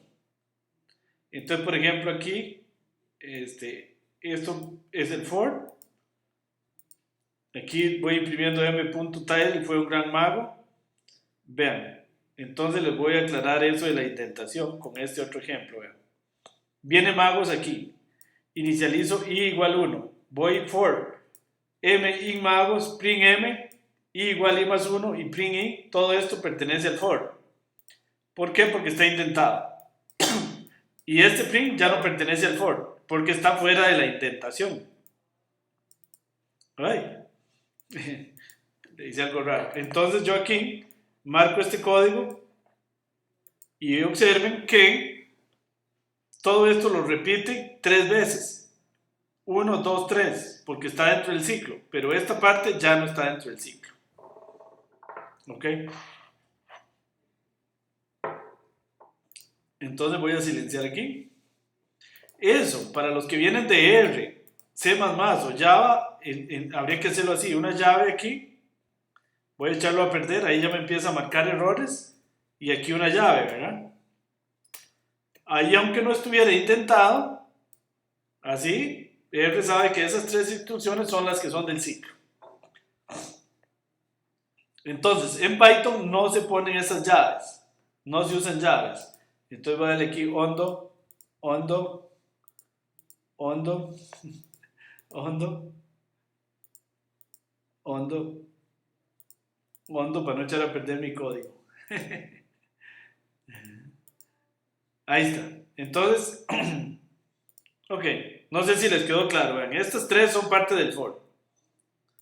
Y aquí me está dando error porque tengo una llave y en Python es 2 puntos. Ok, ¿les quedó claro? Sí, les pregunto eso. Eso es muy importante. En Python todo es a través de indentación. Nunca se usan llaves. Bueno, entonces otro for. Perdón que es que estoy ahí un poquito afectado de la garganta. Vean, acá creo un rango de 1 a 5. Y me imprime 1, 2, 3, 4. ¿Por qué? Porque los rangos en Python, todo el conteo empieza uno antes. Entonces uno dice, qué raro eso. Pero en realidad esto es un vector cuya posición 0 es el 1. Esta es la posición la posición 1, la posición 2 y la posición 3. ¿Okay? Entonces los rangos, este último número, llegan de 1 a n-1. Si están pensando que es extraño, sí. Pero hay que tener mucho cuidado. Eso es para que cuando uno corre con matrices, ahora vamos a ver adelante, entonces coincida con el hecho de que empiezan las entradas en cero. Ok, entonces ahí vemos más ejemplos. Aquí puedo imprimir un rango de números del 2 al 11 de 2 en 2. Y estoy haciendo una lista con el comando list, que por cierto, allá arriba no dije, pero con el comando list yo puedo hacer listas dinámicas, ¿ven? Al estilo de R. Entonces yo le puedo decir aquí una lista de pares de 2 hasta 2000 o a 200 y me creo listas ya de verdad, ¿ven? Y si imprimo lista, algo tengo mal, déjenme ver. No, es que aquí lo cambié mal. Es del 2 al 200, al 2000, digamos, de 2 en 2. Entonces esa es mi lista. Y si lo hago print, ahí están. Ven, es una lista entre corchetes cuadrados, acá, y acá ya creada dinámicamente. Eso se puede hacer con el comando list. Ok. Aquí voy a hacer una lista de números al cuadrado. Inicializo la lista en vacío. Entonces desde igual 1 hasta 11, voy a calculando i al cuadrado y voy haciendo lista.append al cuadrado y lo voy metiendo en la lista. Ok, muy bien. Muy bien. Entonces yo puedo aquí, hay una serie de funciones en las listas, por ejemplo el min, el máximo, la suma. Ahora no esperen en Python, no hay funciones directamente como min, sd y funciones estadísticas. No están directamente en Python como si están en R. Para usarlas hay que cargar un paquete. En Python cualquier función estadística o minería de datos hay que cargar un paquete. Ninguna viene integrada a Python. ¿Por qué? Porque Python es un lenguaje de propósito general. Python no es un lenguaje para hacer directamente estadística. Vamos a ver qué pasó aquí. ¿Por qué? Perdón un momento que me están diciendo acá, no está, que no. En la otra pantalla, perdón un instante, se me salió, me dicen que me salí. Ok, perdón un momentito. Que me dicen acá, ok, listo. Que en la pantalla de grabación se perdió lo que estaba hablando. Ok, bueno, ahí estamos ya. Hubo un error en Cisco Webex, me dicen. Ok, ahí está. Perdón, es un tema de grabación. Bueno, entonces les decía que no esperen que haya una función directa. Entonces yo la puedo hacer como aquí para calcular la media. Ok, muy bien. Bueno, seguimos. Seguimos. Vamos a ver si hay alguna pregunta. Dígitos.max no funciona. Bueno, Bernie, depende del tipo que sea dígitos. Dígitos.max. Dígitos.max. Sí, digamos así. Sí, tiene razón. ¿Por qué? ¿Por qué? Porque dígitos no tengo la función max en esta versión. A ver, no. Es curioso. Es sí, porque aquí yo puedo hacer dígitos, .count, .extend, .pop, remove, reverse, son operaciones de listas. Pero no tengo una operación que se llame max aquí. Entonces no funciona. Dígitos.max no funciona porque, vean que aquí de hecho me pone un X. Porque no es, y si le doy aquí me da error. Porque, curioso, tiene usted toda la razón. Sería más natural esta así porque sería el método max en lactantes dígitos. Lo que pasa es que este max que estoy usando aquí, buena pregunta, no pertenece a la clase lista, sino es un max que viene más general en Python y no solo para la clase lista. Y este max me va a funcionar para vectores y para otro tipo de objetos. Pero, buena observación, Bernie. Es una muy buena observación. Es una cierta contradicción en la sintaxis del lenguaje. Me dice Hey Hansel, es que creo que eso que dice Verne no es una propiedad del objeto. Exacto. Sí, correcto, Hansel. No es una propiedad o función, lo que se llama en orientación a objetos un método. Exacto. Entonces, sí, Hansel, eso es exactamente lo que usted está diciendo. Max no es una función o un método de la clase lista. Entonces ahí lo que está pasando es que está usando una función max que pertenece a Python. Entonces, si yo quiero ver cuáles funciones tiene una clase lista, yo le puedo poner max. Y de hecho eso fue lo que hice antes, que pertenece a la clase lista. Y ahí están todas las que yo podría... No, max no, perdón. Dígitos. Dígitos. Y ahí me aparecen todas las funciones que pertenecen a la clase lista. Después vamos a ver esto que uno lo puede hacer, incluso eso que estoy viendo ahí, hago una clase y ahí aparecen mis métodos, funciones. No está la función max. Correcto, Hansen, muy buena observación. Bueno, seguimos. Entonces ahí seguimos adelante. Algunos otros ejemplos. Yo puedo extraer partes de la lista. Aquí voy de la posición 0 a la 3. Vean aquí, bueno, es que no he definido jugadores. Vayan viendo aquí la salida acá. Esa es la posición 0 a la 3, la posición 1 a la 2. Ven que esto es un rango. Entonces lo que les explicaba allá arriba, la posición 1 a la 2 quiere decir solo la posición 1. La última nunca cuenta. Eso es una cosa extraña, pero así es. La posición 1 a la 4 en realidad es de la 1 a la 3, nada más. Ven. Martina, Michael y Florence. Esto quiere decir la posición desde la primera hasta la 4. La primera es Charles, entonces sería de la 0 a la 4. De la posición 3 en adelante, quiere decir esto.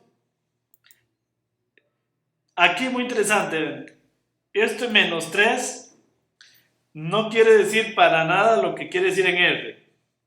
En R quería decir todo menos el 3, ¿recuerdan? Eso no quiere decir en Python. En Python quiere decir de la última posición váyase 3 para atrás. Ven, entonces de la última, que era el I, me viene aquí 3 para atrás. Entonces, menos 3 quiere decir 3 para atrás. El operador ese negativo no existe en Python directamente, que es decirle con un menos, todo menos esto, que es muy útil en R. ¿eh? Entonces, aquí para aclarar, ahí perdonen si algunos no son programadores R, que insistamos en R, pero la mayoría de nuestros estudiantes saben R, entonces esa comparación siempre es útil. Bueno, muy bien, aquí por ejemplo con un for. Aquí un ejemplo interesante de copiando una lista, vean, esto es importante. Yo tengo una lista comidas que son pizza, falafel, carrot cake. Entonces esta es una lista. Y yo puedo copiar una lista así, comida 2 con comidas y dos puntos en el centro quiere decir que le estoy copiando a comidas todo, a comida 2 todo lo que tenía comidas. Imprimo mis comidas favoritas, son comida 2. Y si imprimo comidas 2 y comidas 1 son exactamente iguales. Vean, esta es comidas 2 y esta es comidas 1. Ahora yo lo puedo hacer así también, ven, sin esto. Entonces, ¿cuál es la diferencia? Lo voy a correr para que ustedes lo vean. Bueno, todavía se está viendo comidas 2 igual a comidas. ¿Ok? Todavía se están viendo iguales.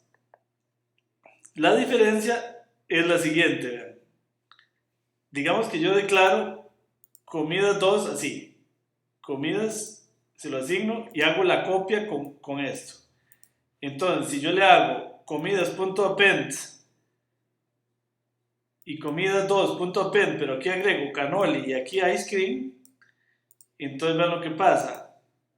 Comidas tiene cannoli y comidas 2 tiene cannoli, ¿qué se me hizo?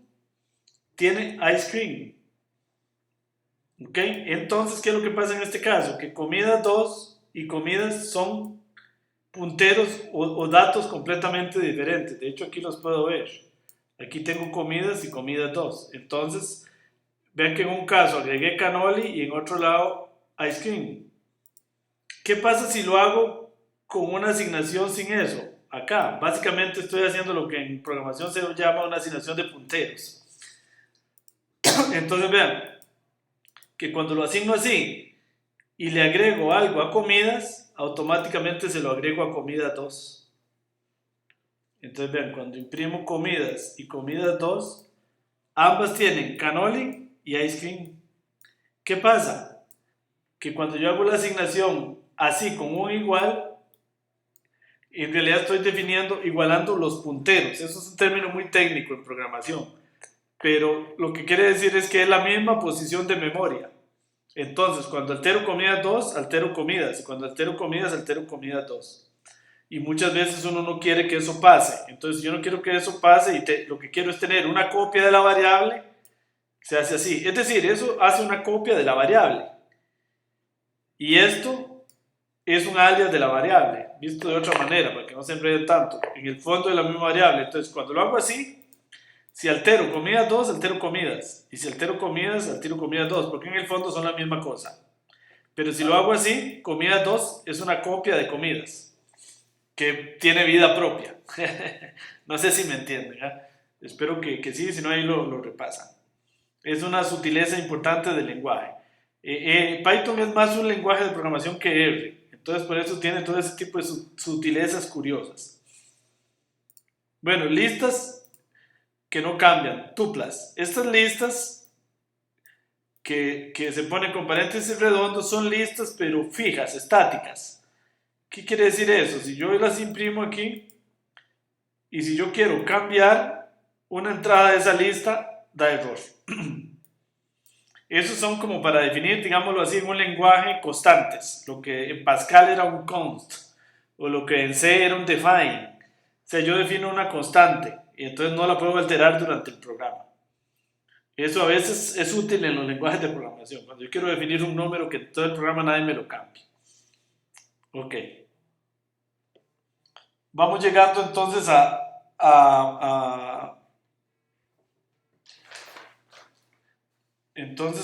matrices. Vamos a ver matrices. Ok, bueno.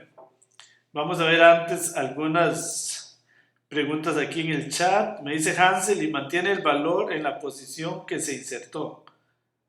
Sí, sí, Hansel, si estamos hablando de la copia, ahí lo mantiene. Sí, creo que me estaba hablando del ejemplo anterior. Bueno, entonces, compañeros, uno puede hacer una lista. Gracias, Hansel. Una matriz la puedo hacer de varias formas. La más, digamos, primitiva o básica es hacer una lista de listas. Yo puedo hacer una lista de listas así como estamos viendo acá y entonces tengo una matriz, por ejemplo, ahí 3x4, que en realidad son 4 listas de tamaño 3. Y entonces vean que aquí esto es una cosa, para eso se hicieron estos rangos. Si yo le pongo rango 3, en realidad quiere decir de 0 a 2. Y por eso me lee bien esto. Vean. Ok, entonces ahí, y recuerden que esto empieza en 0. Entonces por eso es que se usa el rango 3.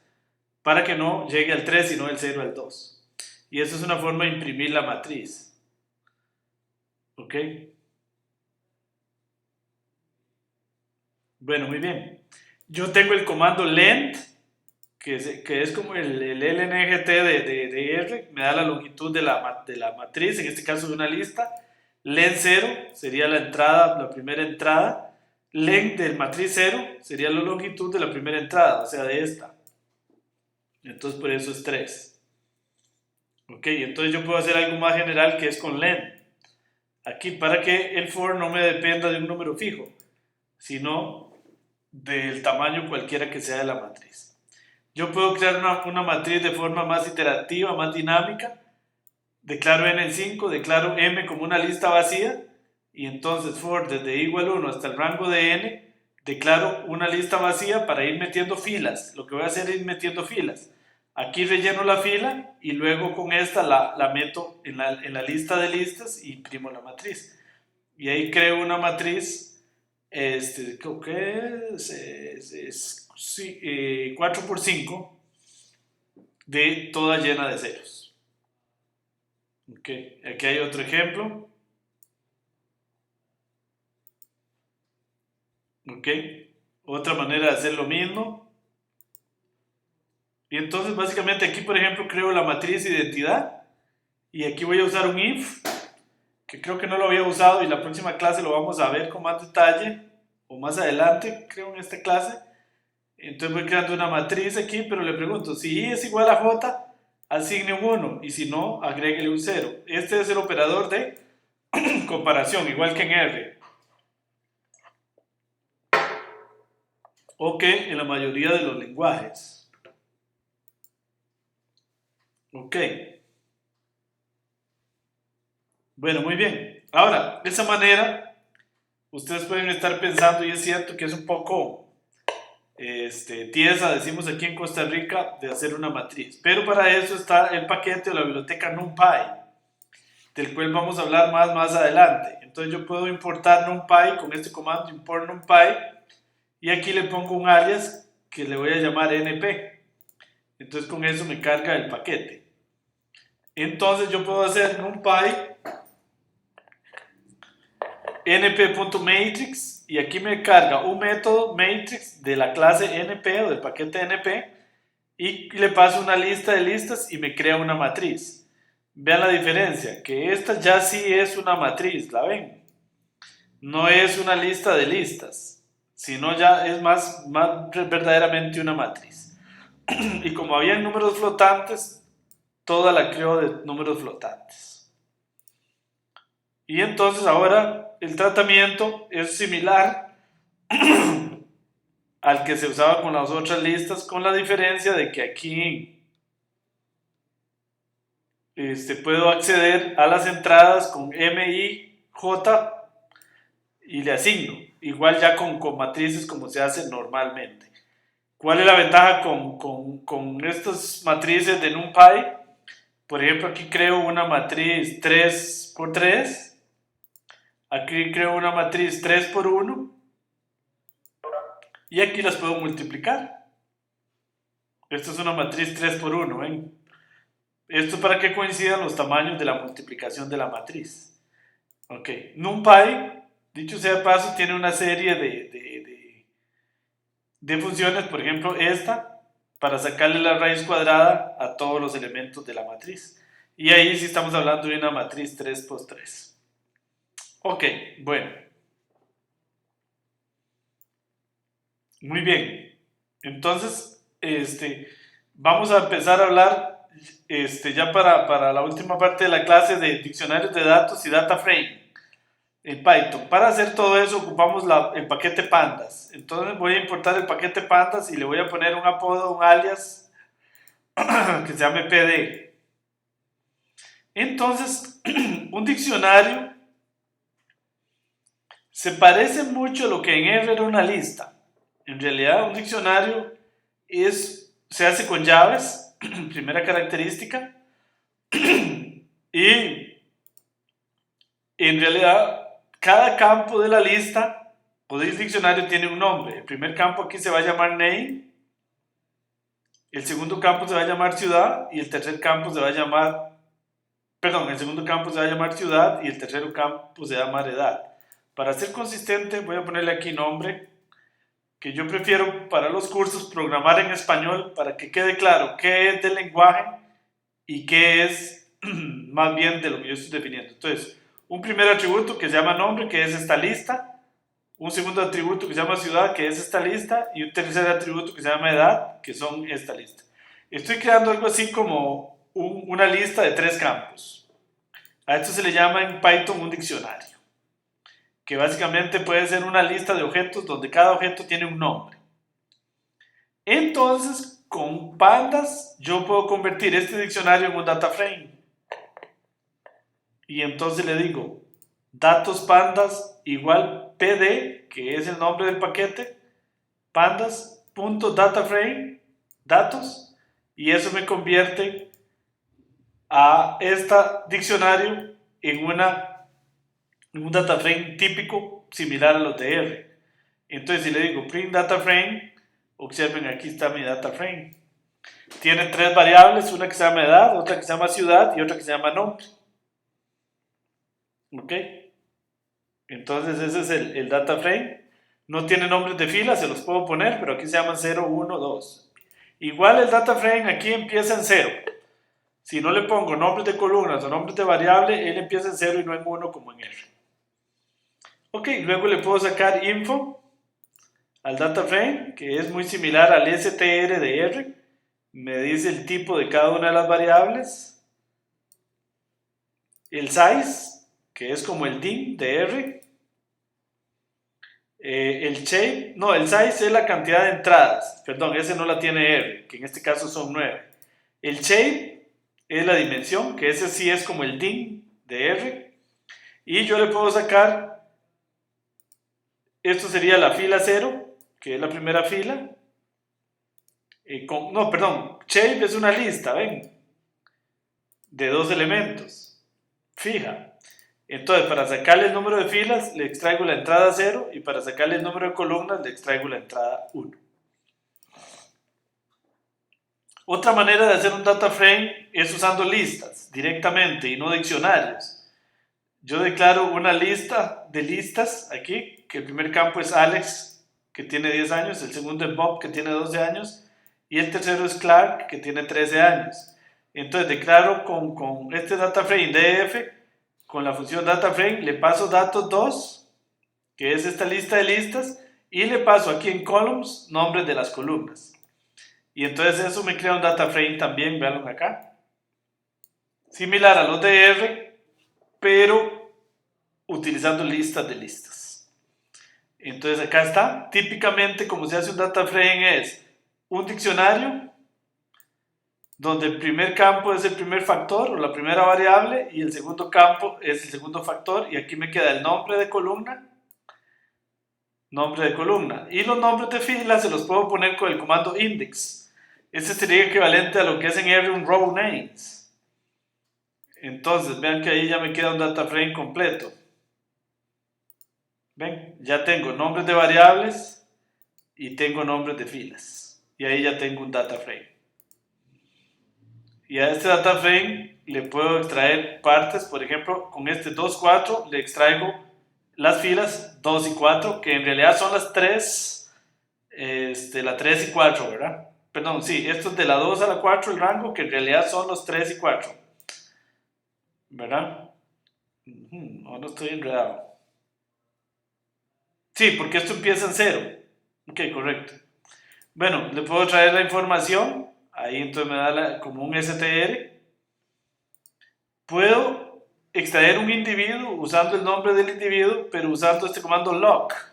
df lock in2, entonces vean, me saca la fila 2, que era Jack, que tiene 34 años, y me dice el nombre es individuo 2 y es un objeto. Lo puedo hacer equivalentemente con este otro operador que se llama elock, que me extrae las filas. Entonces me dice la fila 1. Y recuerden que la fila 1 es más bien la segunda fila. ¿Dónde era que estaba? Aquí. Porque esto empieza los conteos en 0. También, igual que en R, aquí le puedo extraer una columna. Y le pongo el nombre de la columna y 2 puntos aquí, quiere decir que todas las filas. Entonces le doy clic aquí, ven, me extrae la columna, la variable nombre. Ven que la variable nombre era esta. Tom, Jack, Steve y Ricky. Entonces ahí está, me extrae esa variable.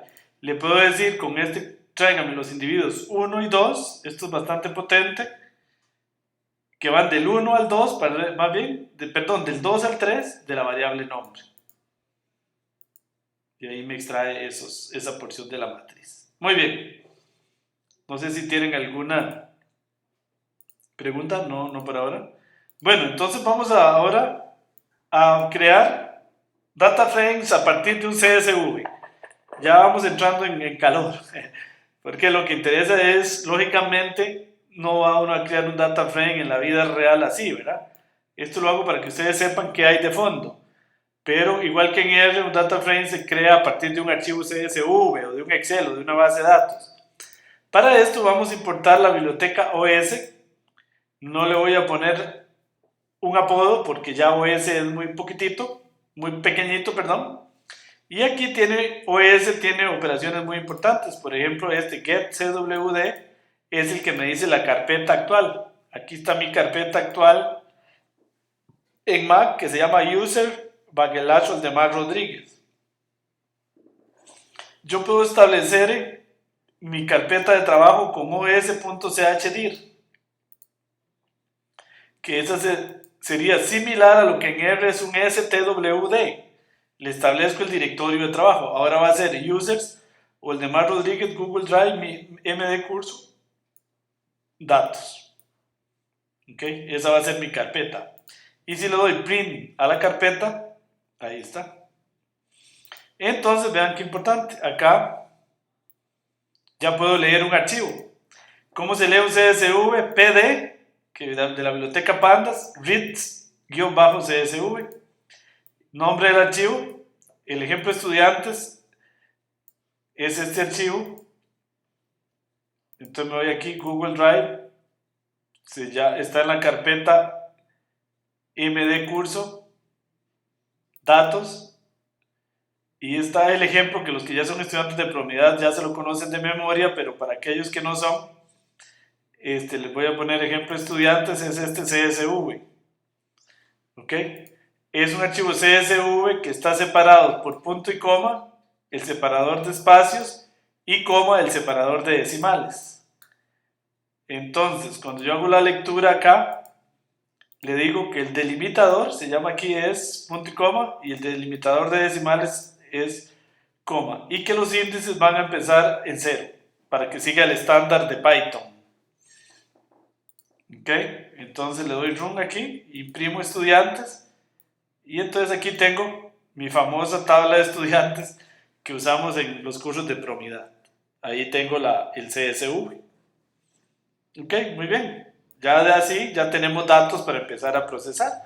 Le puedo dar datos.info. Entonces aquí me dice que matemáticas tiene 10 individuos, que es flotante, ciencias 10 individuos, que es flotante o numérica, y así sucesivamente. Y bueno, con este data frame puedo imprimir partes del data frame como les expliqué arriba. Por ejemplo, la entrada 00, etc. Ahí puedo aplicarle todo lo que vi arriba para extraer partes. Vean qué importante aquí. Yo puedo decirle, igual similar a R, digamos que me traiga la columna ciencias y a esa aplicarle un zoom.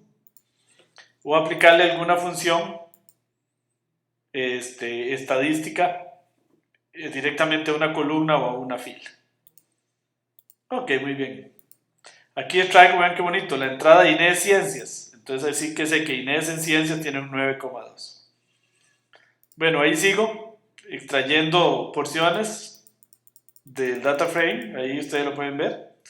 Vamos a ir a ver la sentencia if y con eso vamos ya casi terminando.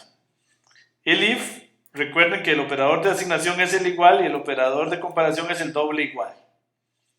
Entonces, digamos aquí, esto, carro igual BMW, es una asignación. Carro igual BMW es una comparación. Entonces ahí retorna true. Carro igual Toyota es una comparación, pero eso retorna false. ¿Ven? Igual que en este sería el distinto, menor, igual, etc. Este es el operador de AND. Ok, entonces el if, muy importante, digamos que aquí tengo una lista. Y si le pregunto que si Honda está en carros, entonces me da true. Y BMW, no está, da false porque no está. Y si le pregunto, carros está en BMW está en carros, me da true. Ahora el if, muy importante, ven, yo declaro edad 19 y luego le pregunto si edad mayor o igual a 18, usted puede votar. ¿Qué pertenece al if? Todo lo que esté intentado. Ven, por ejemplo, aquí, a este for pertenece todo esto. Entonces tengo un if. A este if que pertenece esta parte y a este else que pertenece esta parte. Todo se hace a través de indentación. ¿Ok? Ahí, bueno. Tengo un operador que no existe en R, pero que existe en muchos lenguajes. No me acuerdo, ya me estoy enredando. El if. El if es un else, pero de una vez con una condición. Es un else seguido de un if.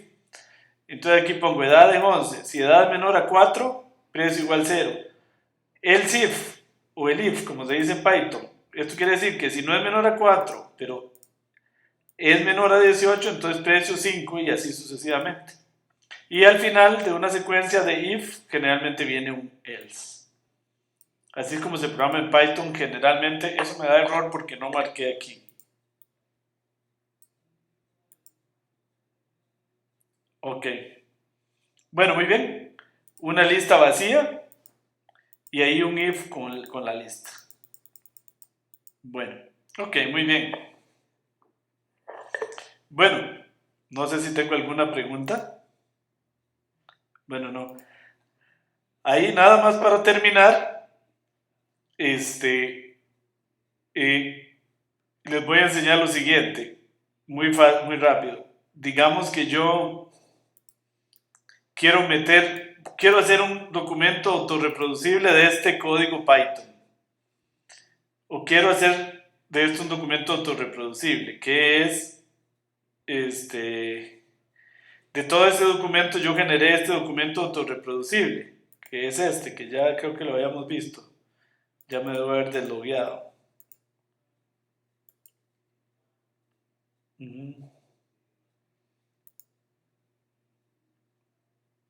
Entonces ven, aquí está un documento autorreproducible con unos menús y todo, donde está todo el código Python. Este documento autorreproducible, que es un HTML, lo hice con RStudio. Yo puedo irme a RStudio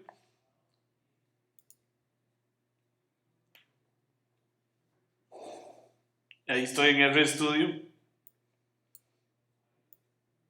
Ok, ahí estoy en RStudio. Dicho sea de paso, recuerden que acá en el aula virtual, no sé qué se me hizo, hay un video completo que explica cómo se hace esto.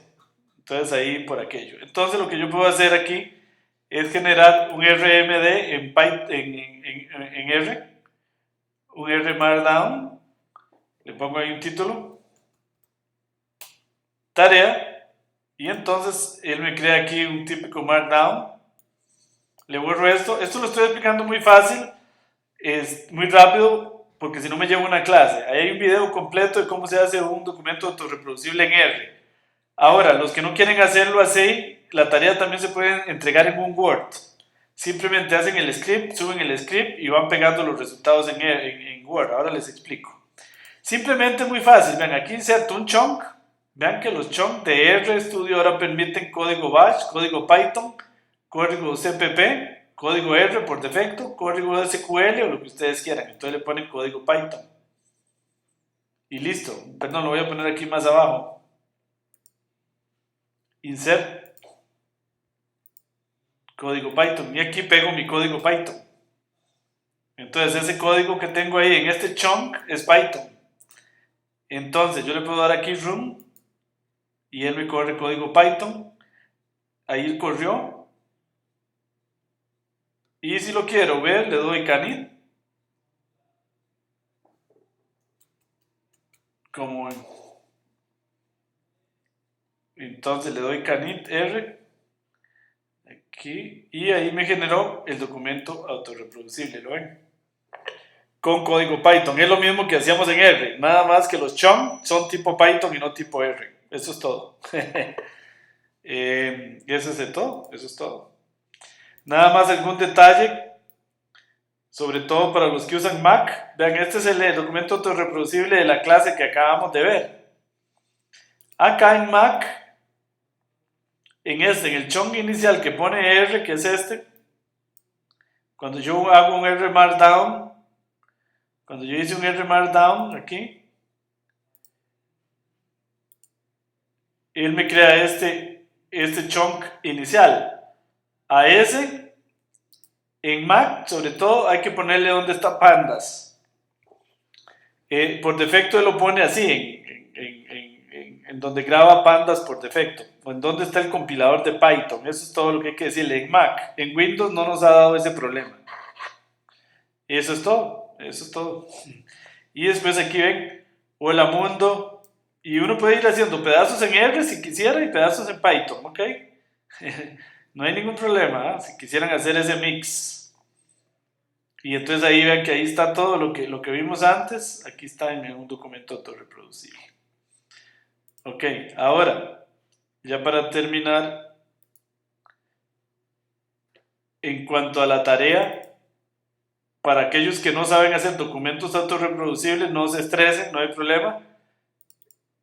Si vemos la tarea número 1, lo que ustedes tienen que hacer es, aquí está la tarea. Por cierto, vean, cada día de atraso, la tarea tienen que entregarla a más tardar el próximo miércoles a las 6 de la tarde, hora de Costa Rica. Aquí están los lineamientos de la tarea, que son los mismos que usábamos en Promidad, en los cursos del experto, pero aquí al final dice, ¿qué deben subir ustedes al aula virtual? El script generado. ¿Qué es el script? Este archivo que tengo yo aquí, el PY, el PY, diciéndolo en español, este. ¿Qué más hay que subir?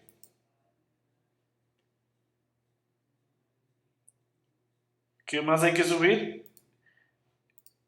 Dice, genere desde RStudio un documento autorreproducible con la solución de la tarea y súbalo en el aula virtual. O esto es lo otro, para los que no saben hacer reproducibles, aunque hay un video y es muy fácil. Pero también pueden ejecutar todo el script, seleccionarlo con copy-paste, pegarlo en Word y hacer un PDF en Word y suben ese PDF. ¿Ok? Eso es otra manera.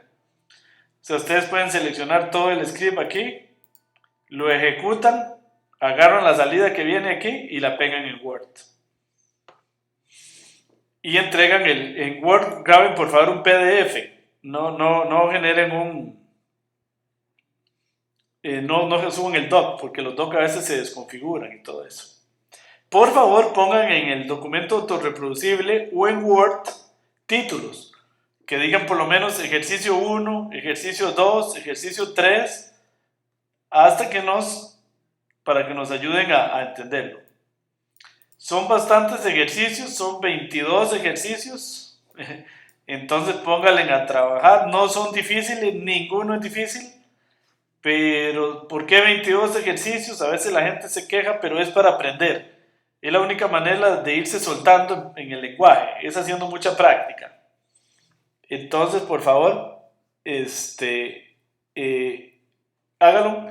Cualquier duda, ya les dije, sobre todo para los que no son de Promidad, se pueden meter al foro y ahí ponen las dudas. Ok, muy bien.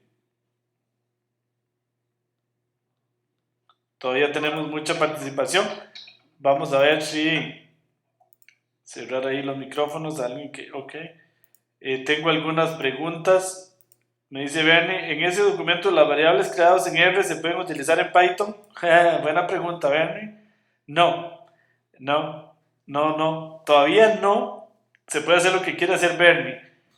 Directamente, por lo menos no se puede. Digamos que una variable que está en R, después la uso en un... Digamos, declaro una variable en R, en un chunk que está en R y la uso después en un chunk de Python. No. Sí se puede hacer indirectamente. Usted graba un archivo el resultado y después en Python lee el archivo y sigue procesándolo, pero no directamente. Buena pregunta, Bernie. Me dice, tengo preguntas más atrás. Me dice Bernie, ¿cómo se instalan los paquetes en Python? ¿Cómo los veo que están instalados? No, los paquetes de Python se instalan cuando usted instala Anaconda. Ahí quedan todos instalados. ¿Okay? Por lo menos por los que vamos a ocupar por ahora básicos. Estefan me dice, en el aula virtual el archivo llamado código Panda y el archivo llamado código Panda autorreproducibles son el mismo. Sí, son lo mismo. Estefan, prácticamente lo mismo. Tienen unas pequeñitas diferencias que en el autorreproducible le poníamos print a veces que en el otro código no, para que lo imprimiera, pero eso es todo. Pero sí, son lo mismo. Me dice Freddy Rojas, buenas noches. Cuando se mezclan Python y R en RStudio, las variables están en espacios diferentes, no se pueden cruzar. Sí, es la misma pregunta que me hacía Bernie. Están en espacios diferentes, no se pueden cruzar. Directamente no. Yo creo que algún día se va a poder. No está muy largo, pero todavía no. Todavía no. Me dice Bernie, lee la misma pregunta. Me dice Franco Condori, para dudas de la tarea se puede consultar en el foro. Exactamente. Las dudas de la tarea se consultan en el foro, Franco, y la idea es que ustedes se colaboren, incluso pueden ustedes mismos ayudarle a los compañeros y nosotros también les vamos a ayudar. Obviamente no se pone la solución, no voy a poner en el foro la solución, no la pongan nunca, pero sí, Franco, todas las dudas del curso a través del foro. Por favor, no por correo electrónico, porque le vamos a poner que por favor la pongan en el foro. Entonces, todas las dudas en el foro. Ok, me dice Estefan. No, me refiero a ambos son el mismo formato. Ambos reproducibles HTML. El primero debería ser en otro formato. Ah, no, son en diferentes formatos, Estefan. El script, me refiero a este archivo, extensión PY, que es este.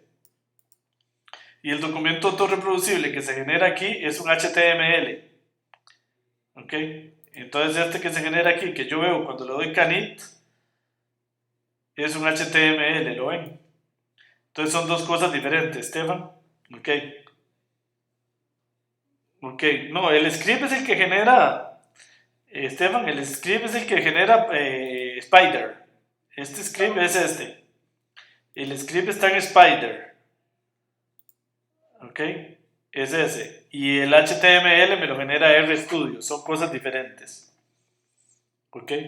Entonces me dice Stefan, no entendí. Yo lo descargué y no aparece en el formato script.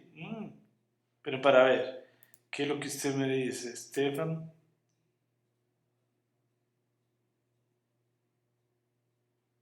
Ya estoy entendiendo. Vamos a ver el curso.